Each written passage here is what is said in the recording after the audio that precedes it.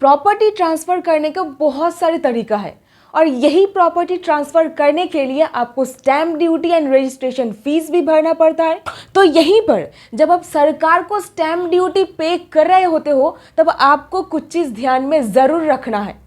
तो क्या है वो चीज़, चलिए पता करते हैं। तो प्रॉपर्टी ट्रांसफर करने के लिए स्टैम्प ड्यूटी की कोई जरूरत नहीं है, ये बात एब्सोल्युटली गलत है। Honourable supreme court of India का डायरेक्शन है कि प्रॉपर्टी ट्रांसफर करने के लिए बिना स्टैम्प ड्यूटी, बिना रजिस्ट्रेशन फीस दिए ट्रांसफर हो ही नहीं सकता। चलिए समझते हैं एक रियल लाइफ एग्जाम्पल के थ्रू। तो यहीं पर ऑनरेबल कर्नाटका हाई कोर्ट से एक बहुत ही इंपॉर्टेंट जजमेंट उठ करके आ रहा है, जहां पर क्लियरली कहा गया है कि प्रॉपर्टी ट्रांसफर करने के लिए आपको कुछ इस प्रकार से स्टैम्प ड्यूटी देना है। आपके ऊपर ये अमाउंट लगाया जाएगा स्टैम्प ड्यूटी के रूप में देने के लिए।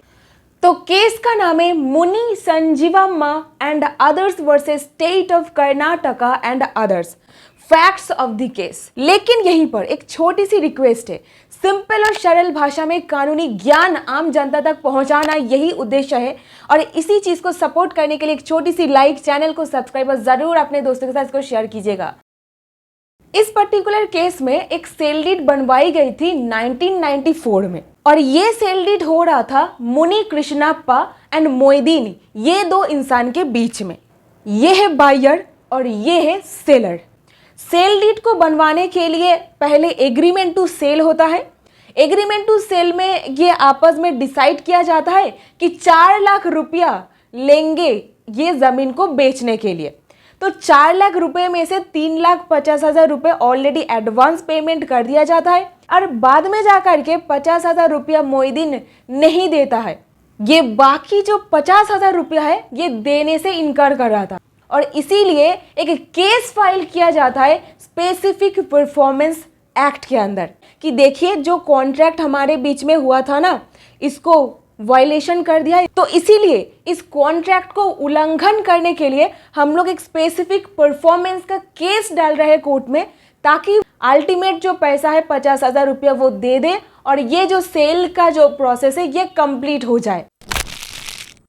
डिसीजन में आता है 50,000 रुपया जो बाकी था इसको कोर्ट में डिपॉजिट करने के लिए ऑर्डर आ जाता है। तो एक इंसान उसको जो करना था वो कर नहीं रहा है, कॉन्ट्रैक्ट का उल्लंघन वो कर चुका है, उस परिस्थिति में ऐसा केस फाइल किया जाता है। अब देखिए होता क्या है, ये कोर्ट केस वगैरह जब चल रहा था तब मुनि कृष्णप्पा ये गुजर जाता है, तो इसीलिए जजमेंट आता है मुनि कृष्णप्पा का जो लीगल वारिस है उनके फेवर में। मुनि कृष्णन को डायरेक्ट किया जाता है कि 50,000 रुपया आप कोर्ट में जमा कर दे।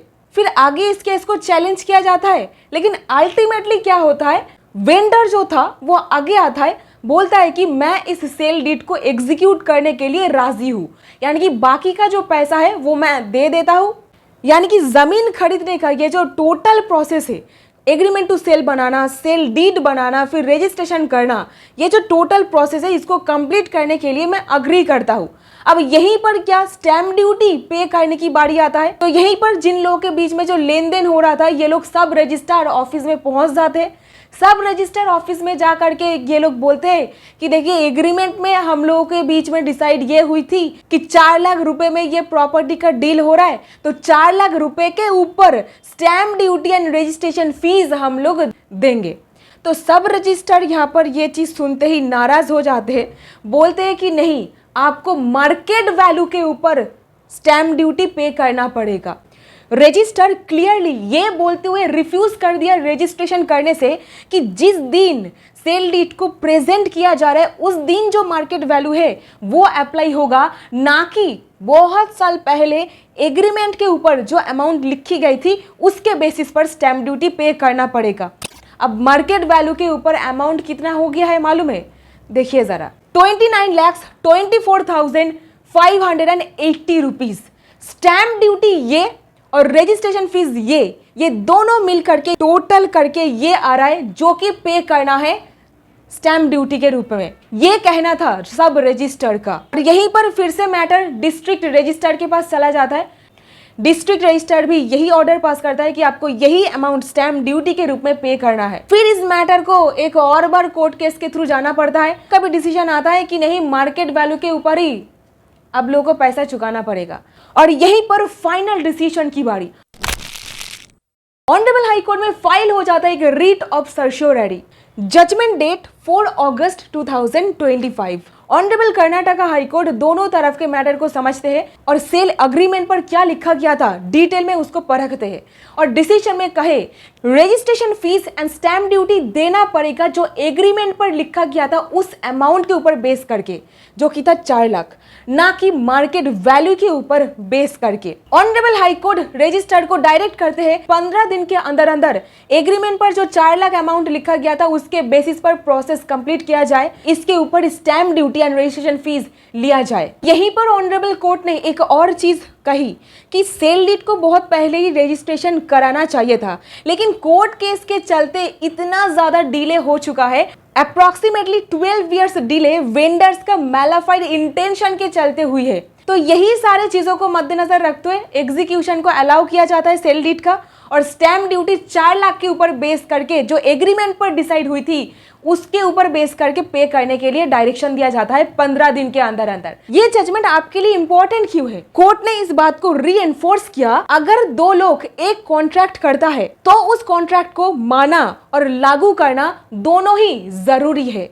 कोर्ट केस के दौरान मार्केट का दाम बढ़ने या घटने जैसा बाहर के कारण इस पर असर नहीं डालने चाहिए, जैसे कि ये मार्केट वैल्यू में उतार चढ़ाव। तो यहीं पर समरी में एक पॉइंट कोर्ट का कहना यह था, एग्रीमेंट पर जो अमाउंट डिसाइड हुई है उसके बेसिस पर stamp duty and registration fees पे करना है, ना कि मार्केट वैल्यू के ऊपर बेस करके। जजमेंट लिंक डिस्क्रिप्शन बॉक्स पर मौजूद है, आप खुद भी इसको वेरीफाई कर सकते हो। ऑन रिकॉर्ड ये सब चीज कही गई है, आप जरा देख सकते हो। स्टैम्प ड्यूटी के ऊपर ये वीडियो आपको जरूर पसंद आएगा अगर ये वीडियो आया है तो। So that's it in this video. उम्मीद करती हूँ आपको इस वीडियो से कुछ ना कुछ वैल्यू मिला है। अगर मिला है इस वीडियो को एक लाइक, चैनल को सब्सक्राइब और जरा इसको शेयर कीजिएगा। मिलती हूँ ऐसी और वीडियोस के साथ। बहुत बहुत धन्यवाद आपका।